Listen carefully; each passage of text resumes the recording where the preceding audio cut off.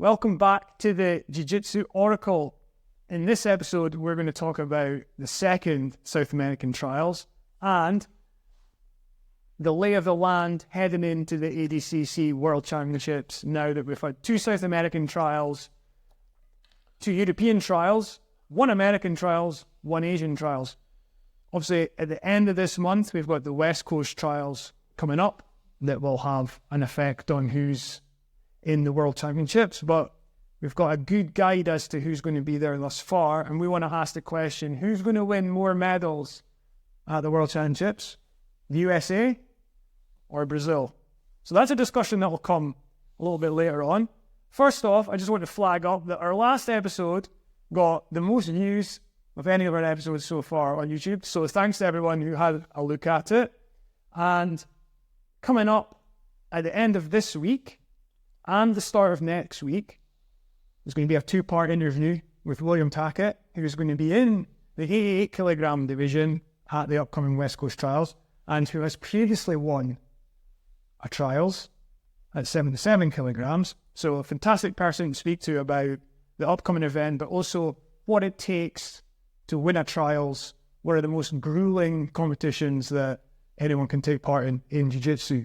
So like, follow, subscribe, do whatever you need to do to track us, because I don't know whether the William Tackett Part 1 is going to be out on Thursday or Friday, and I don't know whether the William Tackett Part 2 is going to be out on the following Monday or Tuesday. It is to be confirmed. But if you stay up to date with the podcast, it'll appear on your feed, and you'll get the interview as soon as it lands.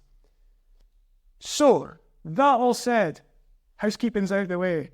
South American Trials Part 2 from Sao Paulo was on at the weekend. Calum, what was your standout performance? I think probably starting with Fabricio Andre. So he won every match by submission leading up to the finals, and then in his final match he had a inverted triangle from the back, and his opponent was tapping as the timer went off, so count that or not if you won. But yeah, super impressive performance, some highlight reel action going on, especially leading up to the final. Flying triangle into flying armbar action, really nice Russian snap, some classic Fabricio Andre, very nice stuff to watch. So yeah, great performance from him. Yeah, shout out to Kawhi and Gabriel, who made it to the final for the second event in a row. Weekend, that's back-to-back, going through a lot of matches. Young competitor from Melkin Calvao's team. Looked really impressive. Gave Fabricio a good go in the final. Probably just ran out of a little bit of steam towards the end, which, you know, will happen when you have to wrestle against someone like Fabricio Andre, who's got one of the best gas tanks going. But I thought he looked super impressive. Some great leg locks on the way to the final as well. Yeah, I think with Fabricio, similar in a way to Mika, like we've spoken about, it's like you can feel like everything's going fine, and then all of a sudden it's not. It's like some of the ways he defends takedowns, like Kawhi was shooting in, and then instead of just a classic sprawl, he was like literally hopping over him, and then next thing you know, Fabricio's on your back. And in other matches, you're grappling on the feet, and then next thing you know, you're defending a flying armbar. So same sort of thing with Fabricio as we've spoken about with Mika. I think Fabricio played a little bit of guard early doors. Yeah, I think he did that in the last trials before the last Worlds as well. Probably just a easier road to victory. I've seen that a lot in trials with guys that are good at wrestling, and I think it's just, well, one, if you do in jiu-jitsu, you know the guys that are good at jiu-jitsu, right? So like if you're in trials, you know if a guy's going to be good at jiu-jitsu. I think potentially it could be a little bit less known. You could potentially have a guy that's really good at wrestling, so you might not want to, you know, risk going up against that. And then as well, I think for a lot of these guys, it's just a quicker, easier road to victory, just pulling guard, getting a quick sub, or even just wrestling up instead of having to fight on the feet for it. A bit of feedback from our previous pods. So guys in our gym, we train at SBG Aberdeen in Scotland, have said one thing they enjoy about the podcast is that we are offering some insight into elite grappling that can be impenetrable at times because there are so many divisions and there are so many guys to try and keep track of. So they're now going on Instagram and going on YouTube and seeing some of the stuff we're talking about. I think really for the amount of people that train jiu-jitsu, the amount of people that watch the high-end grappling competitions is way less than the amount of people who partake, which is understandable. It's way more fun to do jiu-jitsu than sit and watch a long day of ADCC action. That said, Fabricio Andre, I'm thinking like a lot of people know him, even if you're like a casual observer. He's got a big name. But get on Instagram and watch some of the highlights from the weekend. In particular, the flying armbar against Felipe Machado in the semi-final. But he's a fantastic all-action competitor. And if you're trying to show someone why they should watch jiu-jitsu, show them some Fabricio Andre. That should help get them into the sport. But yeah, he was probably the MVP of the day. Fantastic performance. And I think a real threat at the Worlds to go all the way. We'll get into a bit more of a discussion later on about the World Championships and how we see it, but he could be a trials winner that goes on to be a world champion, given how well he's looked. 77 kilograms.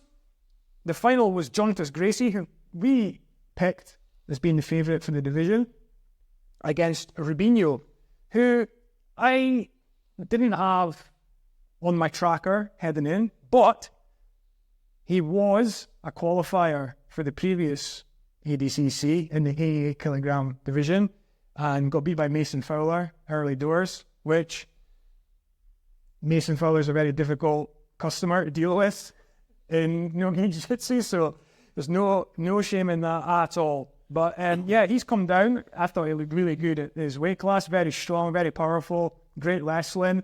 I thought the match against Jonatas could have gone either way, but in the end, Rubinho made it through to the second ADCC finals.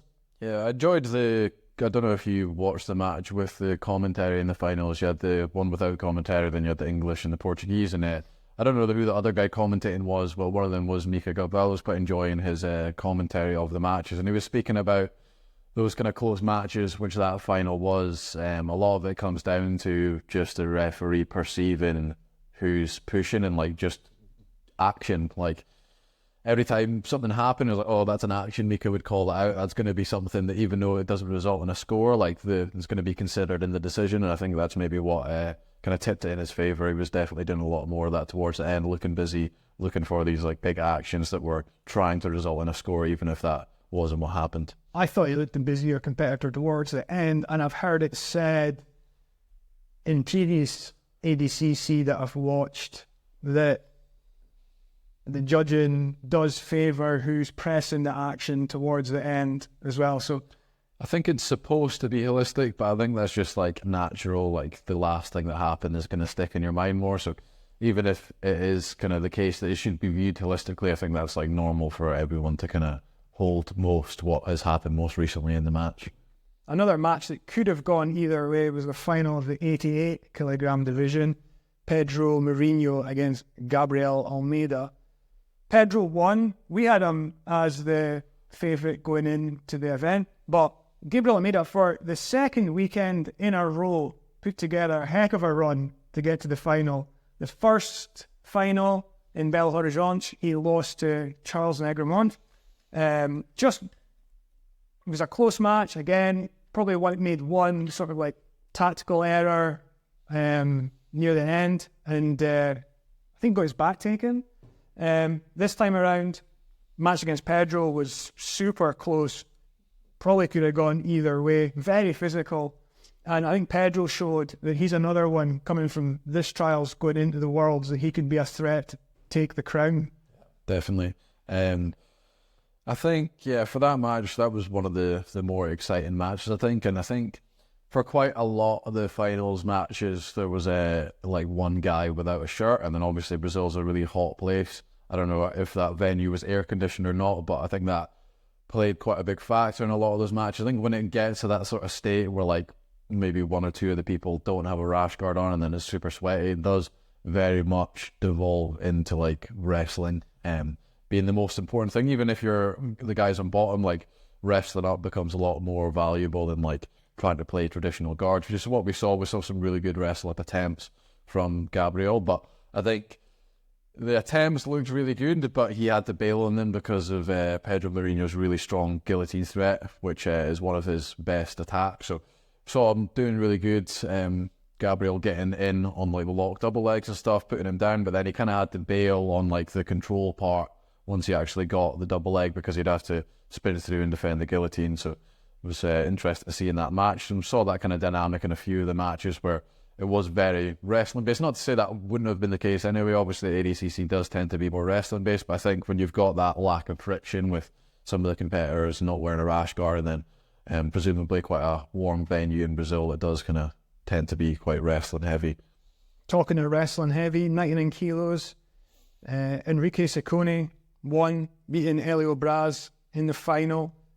Also managed to beat Patrick Gaudio in the semi.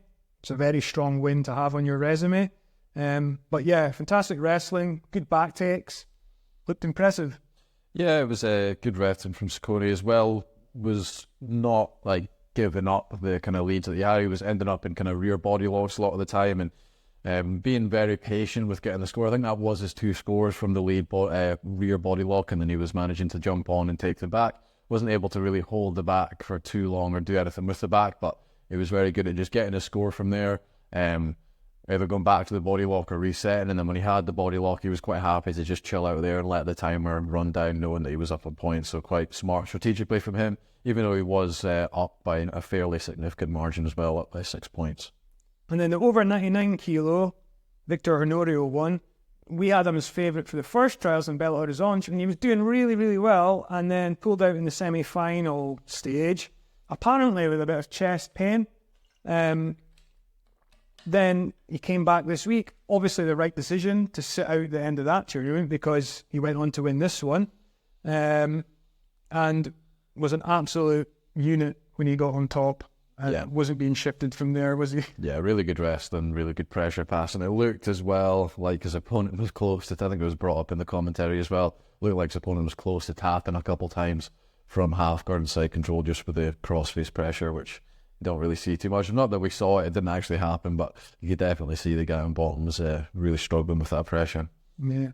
In the women's divisions, we've got 3 divisions now in the ADCC. Under 55, Ana Rodriguez is the latest competitor who has done incredibly successfully at IBJJF and then has switched over to doing no-gi. Hasn't had a lot of no-gi experience, but has very quickly racked up a lot of no-gi success. So she beat Franciel dos Santos, I want to say is the pronunciation, who had a bit of a surprise run to get to the final. But was this Anna in the final? Anna Rodriguez. Yeah. Did she not fight? She beat Jasmine Rocha at Feni. Oh, right, okay. I thought that was the final. No, that was the semi-final. Yeah. So that's what I mean. Like, she beat Jasmine, and then the final was against someone who, again, I'm learning more as I do this podcast. Apparently, it was a bit of a surprise name to get through the final. So fair play. Yeah, but on the back of beating Jasmine in the semi-final, A-Rod then won the final and is going through. Again, I think it's like maybe our second or third no-gi tournament. So, but a load of success at IBJF in the World Champs. What did you think? Did you see any of it? Did you see her against Jasmine? Yeah, it was a good match against Jasmine. I found it interesting. I saw Jasmine, and I think Wagner Rocha had spoken about stealing a lot of Gordon Ryan's latest passing, kind of the split squat stuff in the camp, and I've heard him talking about utilising a lot of that, and we saw that from Jasmine. I don't know if there's obviously such a vast extreme difference in the weights between Gordon competing at one of the heavier weight classes and then Jasmine competing in the lightest women's classes, and I don't know, it didn't look like Anna was under too much stress. I just wonder how much that stuff kind of, obviously you can make adjustments to make it work, but just kind of sitting out in that position, I wonder how effective that is in the super lightweight classes when you don't have as much weight to make someone bear in those camping positions. Moving up a weight class, Ana Carolina Vieira beat Gabby McCollum in the final with a guillotine. Ana Carolina went 4 out of 4 for submissions on the day. Looked really impressive, and is another trials winner who could go on and win the whole division at the ADCC finals. Anything to add on her performance? Oh, she looked great. Good. Over 65, Maria Rafael, back-to-back success for her. First trials don't count in terms of the winners going towards the ADCC finals. Although if you are impressing there, might help your case for an invite later on. But I think for the most, because it's only 8 competitors, I think usually like the invites are already kind of in place, but there's not as much room for invites in the women's ones because there's only 4 invites available, and then guys that have done well at the last trials will usually get those invites. Or perhaps what I mean is like later as well when injuries happen. Try to make up divisions, etc. Like you can do yourself some favors by taking part in the trials that don't count towards qualification. That said, she won. You can hold me to this. I'm going to try my best. I think this is the last time I'm going to use the phrase punch their ticket to the ADCC World Champs. Why is that? Because it's a cliche. It's just what I hear over and over again. So we need a different phrase. We need to introduce someone else. So she qualified for the finals. Yeah, 2 wins in 2 weeks. Dogged, scrappy, able to hit leg locks. Yeah, she's got a good future in the sport, it looks like. So that wraps up the run-through of what happened at the second American trials, South American trials. We'll get the second American trials coming up March. I think it's 30-31 in Las Vegas.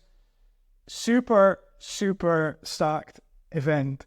So we'll do our best to preview it. Might take 1 or 2 pods to get through everything. And the start of our preview is going to be our interview with William Tackett. I don't know if I mentioned it. It's out soon. You should follow and subscribe so you find out when it drops.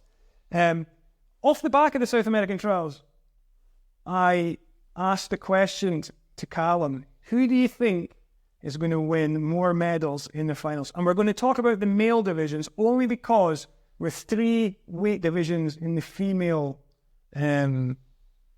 side of the event, we're not sure where everyone is going to go at this stage. Don't know who's going to be at under 55, under 65, over 65. Don't know who the invites have gone out to for those divisions, etc. So we're going to leave that and dive into it a bit more. As well as that, one of the 3 divisions is heavily favoured by a non-American or Brazilian in Fionn Davies as well, so also disrupts our discussion a little bit. It does.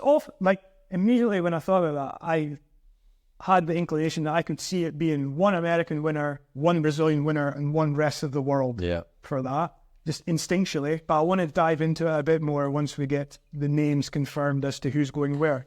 So we'll stick to the males just now for this. We're going to include the super fight because it's USA against Brazil. Gordon Ryan from America against Yuri Shimos from Brazil. We'll also be speculating whether Gordon will be partaking in one of the divisions as well. We don't know that yet. As he did last time. Yeah. First time ever, I believe someone won a weight division and then went on and won the super fight. So we're not quite sure where. I think Gordon will do the super fight. He's currently not taking part in competition grappling because he has said that his stomach issues are continuing to hinder him. But I think he'll do the super fight. Whether he then does a division as well remains to be seen. But in the super fight, who do you favour? I'm going to go with Yuri. I'm joking. Definitely Gordon for this. I think this is... Well, I think, Gordon pretty much against anyone in the sport is like somewhat of a mismatch. Yuri's obviously great in the ADCC rule set, multiple-time world champion. I just don't see how he beats Gordon. You would think like the one way to beat Gordon in ADCC was like, kind of manage to ride out the no points period, don't take him down in that period, and then don't let him score on you. And we would have thought the best guy to do that would have been Andre Galval. Obviously, that didn't work out great for Andre, so I don't really see any path to victory for Yuri. Gordon's beaten him years ago in the past. I think Gordon's not only gotten bigger in that time, but accelerated his skill a lot more than Yuri in that time as well. So I don't see that overly being too competitive if Gordon is healthy for that match. I agree with all of your sentiments there. So let's not dwell on it. Let's get into some of the weight divisions. So 66 kilo. What do you think is going to happen there? I think this is the most clear cut for Brazil to win. So I think the podium last time was all Brazilians, and Baby Shark, Gabriel Souza, and then Pato with bronze. But all those guys still super capable of winning it, especially Pato now having a really good past year. But adding on to that, obviously we've got Fabricio Andre as well, and Kennedy, the 2 trials winners. Fabricio lost to Baby Shark last time, but then Kennedy is also a silver medalist. So those 5, I think, are probably like number 1 through 5 seeds. So definitely that's Brazil's division to lose, I think, on that one. Just want to flag up that Fabricio and Baby Shark had to face in the second round last time because ADCC will draw the brackets so that teammates face early doors. They don't like people from the same team going late into the tournament. So that was a bit unfortunate for both of those guys to have to face each other early on. I had Fabricio as my pick last time round to win that division. I had Fabricio or Baby Shark, whoever came out of that match. Yeah. So, but when if they face each other again this time around, I would predict it would be much later on, and I would predict that with Fabricio now being on a different team, the match might go slightly differently in terms of like when you face an immediate teammate, it's always a bit more awkward than if someone's representing a different team. Yeah, I got the sense, because I think they fought twice around that period. I think they had a match in the trials as well. I got the sense watching their matches that Baby Shark, from their training, just kind of knew how to handle Fabricio. I don't know if they hadn't trained together, he would have had a harder time with Fabricio, but I don't know, you just get the sense that like Baby Shark were maybe the better strategist, maybe a bit more analytical and knew how to handle Fabricio a little bit better than Fabricio knew how to handle him. Maybe as well in the training, Baby Shark used the training more to kind of map out how he was going to beat Fabricio instead of trying to just beat Fabricio in the training room. Obviously, this is all just speculation, but that's the sense that I got watching their matches before, that Baby Shark just kind of knew how to handle him in those matches and get the win. I think that's a good observation. I think Baby Shark's an incredible tactician. Yeah. Especially for someone who's so young. He plays the game very, very well. Now, you flagged up 5 Brazilians who are favoured to win or be on the podium. I want to throw in one US contender who's possibly an outlier, Dorian Olivares. What do you think about his chances? Yeah, I think he's definitely a dark horse in that division, a big disruptor, just like an absolute nightmare matchup in the ADCC rules. Be interesting to see him wrestling some of the guys like Fabricio. You potentially see on paper he would be one of the best wrestlers in that division, but Fabricio's put on some ridiculous performances against really good wrestlers, like against Gearbeck and Aiga, and then even in heavier weight classes like the Polaris Absolute as well. It'll be interesting to see if Fabricio does the Absolute this time as well. Could definitely be a disruptor in that. But yeah, I think matchup-wise, Dorian will be like a nightmare matchup for a lot of guys, especially as well if he elects to go like no rash guard as well. That's going to make it even harder. His kind of style is... We've heard like Dima speak about this new kind of emergence of rumble passing versus base passing. And I think the premise behind it is if you want to keep the guy on his back, you use more base passing, you don't let him stand up, you put your weight on him. But if you have this wrestling advantage and you don't mind the guy standing back up on you, you can play that elusive game of not getting tangled up. And I think as well, if you're coming from lack of experience compared to other guys in jiu-jitsu, it definitely favours you to avoid the entanglement, so you don't really have to know how to deal with every single specific guard. You can just kind of avoid that and play your game skirting around the outside. So definitely think he'll be a big disruptor in that division. I look forward to seeing him against some of those guys. Yeah, another one who will play like that in that division will be Owen Jones. Yeah. Just want to give a shout out to Owen, being a UK competitor, and we're UK based as well. Looking forward to seeing him in the mix for that as well. Good. So, 77 kilo. Could it be a USA v Brazil final? Yeah, I think the 2 favourites are definitely the guys that made it to the final last time. We've got Cade Rotolo on one end who won, and then Mika on the other end who lost that finals match. So I think those are definitely the 2 favourites to win again.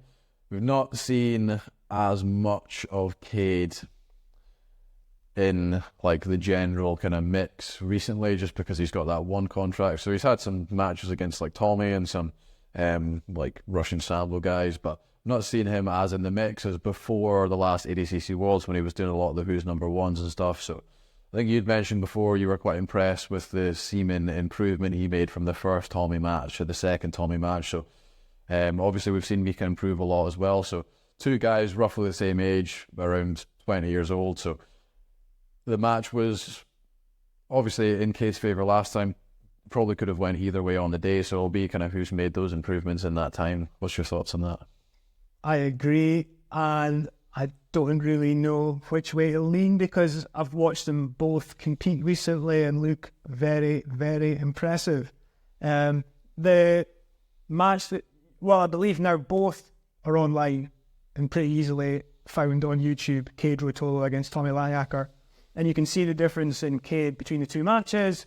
And I thought the way Cade looked in the second match was absolutely incredible. To be basically a step ahead of Tommy Langacker throughout the match is some achievement. Yeah, so I think the two of those guys as well, like, just live in the matrix. They're just like so much faster than everyone else, and like they can just end the match in any scramble in like any split second. So really interesting when you see two guys go against each other like that. And the last time it went in Cade's favour, he was magic to catch a heel hook out of nowhere. Mika could very well do the same thing to him. So I think that's what makes that match so exciting between the two of them. So what do we say just now? Call it a 50-50, yeah.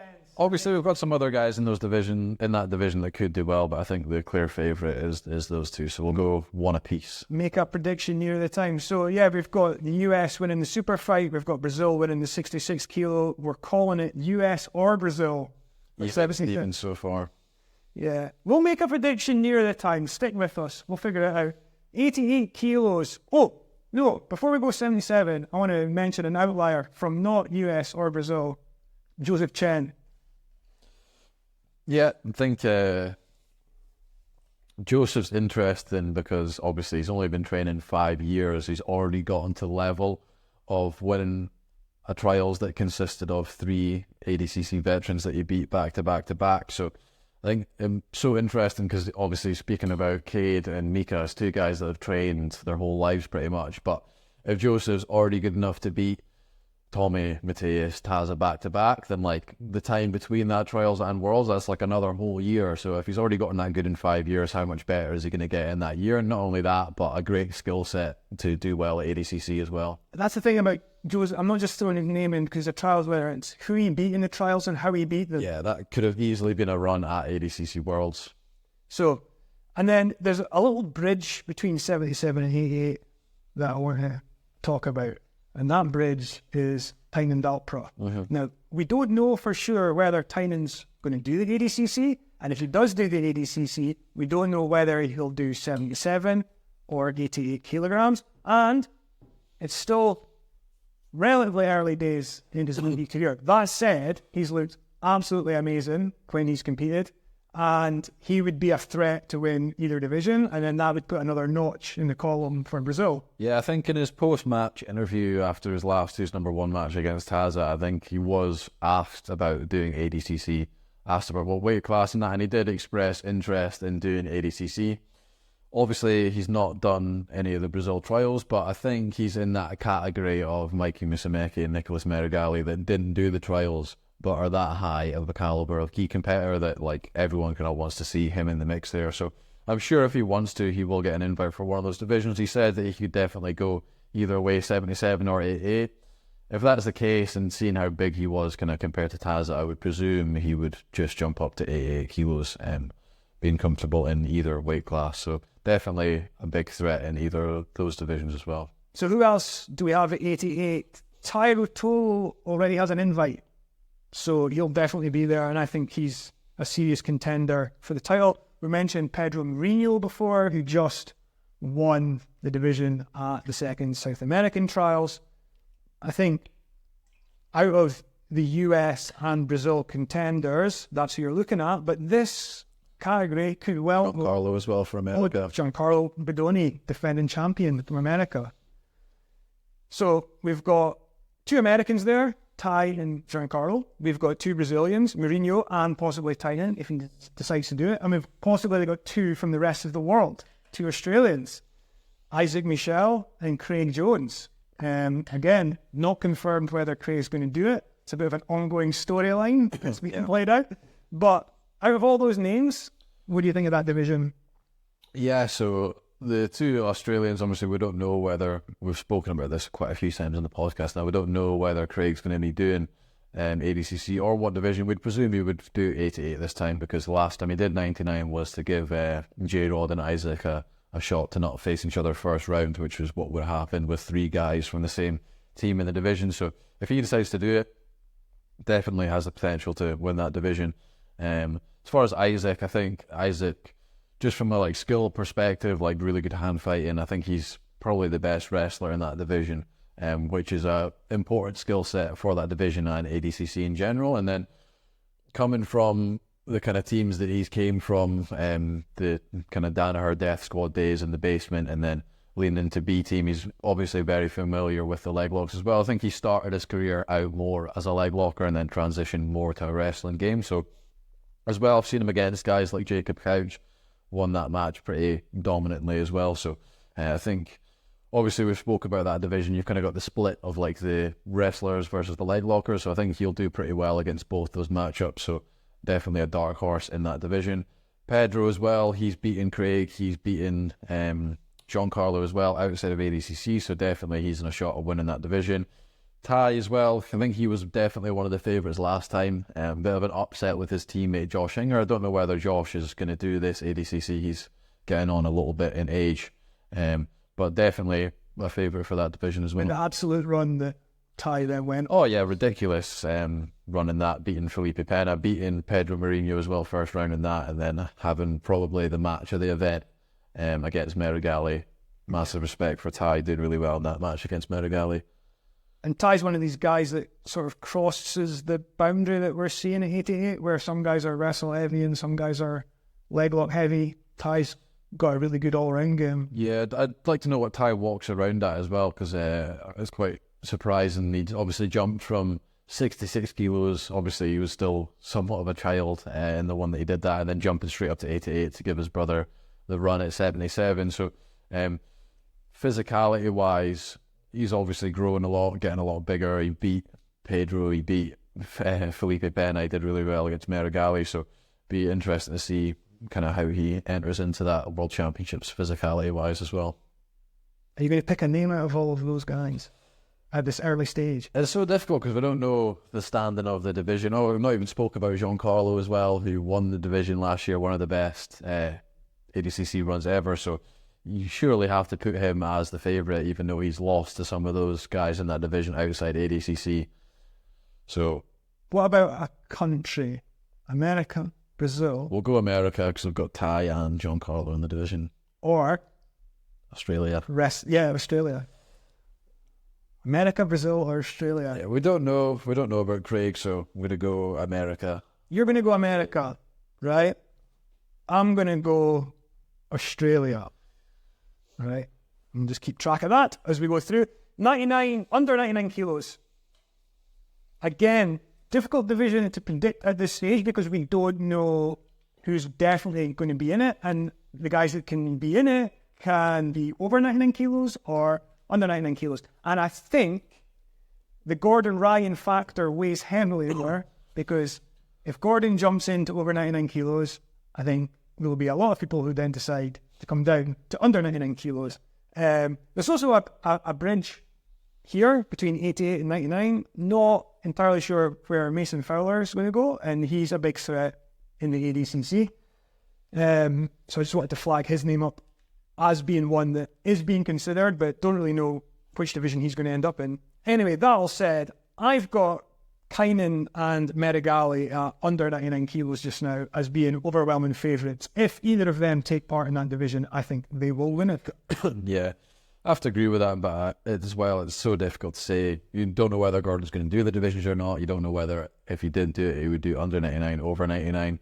And then, yeah, Kynan's won gold at over and under 99, so he could go either way with that. You'd think he'd probably stick with under 99. I think the reason he did over 99 the first time was to give Hulk the opportunity to do under 99. So I agree, out of those two guys, definitely the two favourites in that division.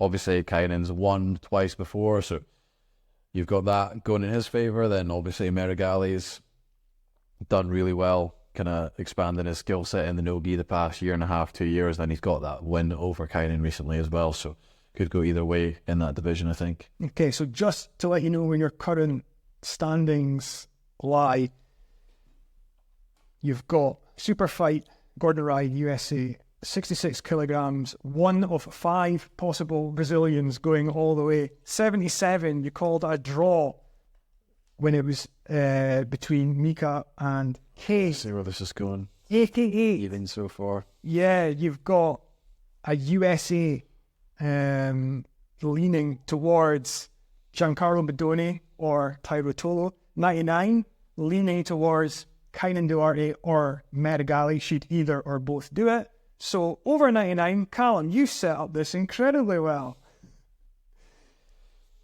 This is the decider. And I would say the 2 likeliest contenders, notwithstanding Gordon Ryan, assuming Kynan and Merigali are at under 99, let's say it's between Nicky Rod and Victor Hugo, USA against Brazil. That could be a finals match. You might pluck someone else out of the air. We've got to mention Mark McQueen. We would love to see him go all the way. Scotland's first ever ADCC competitor.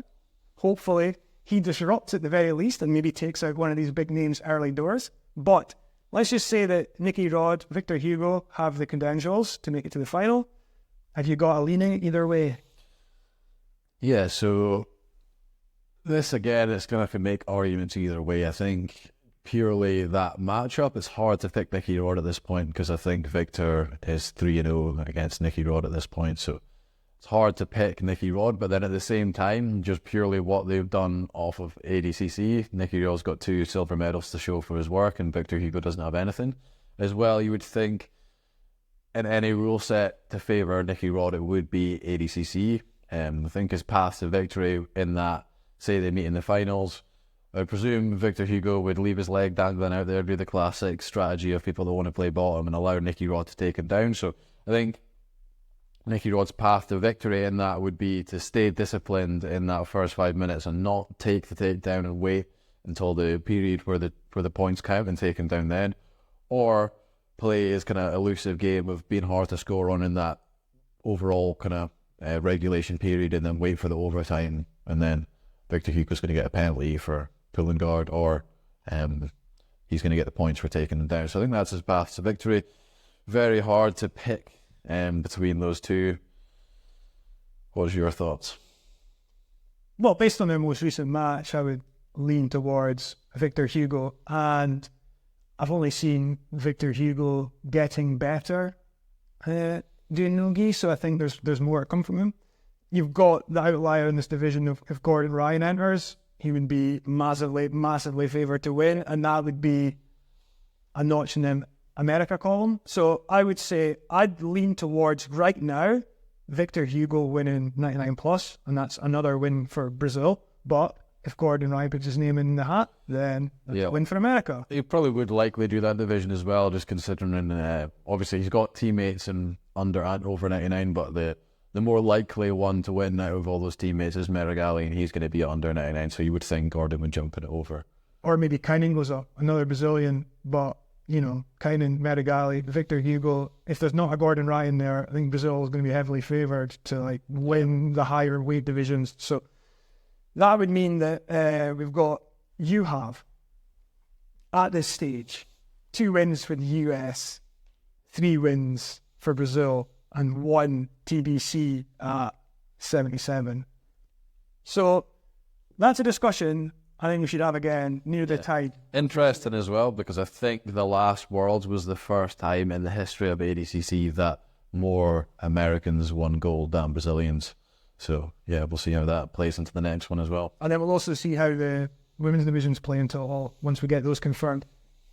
That concludes this edition of the Jiu Jitsu Oracle. We'll be back with our 2-part William Taka interview, and then following that, we have Polaris of a tournament in the UK, and there's the PANS IBJF, one of the major tournaments of the year, so they will be getting previewed. And then we're heading towards West Coast Trials for more ADCC chat. But for now, go watch some grappling, go see what we've been talking about, leave opinions if you can, any feedback, any comments below on YouTube, send us messages on Instagram, and hopefully you're enjoying what we're putting out, and we'll be back again very soon with our William Tackett interview.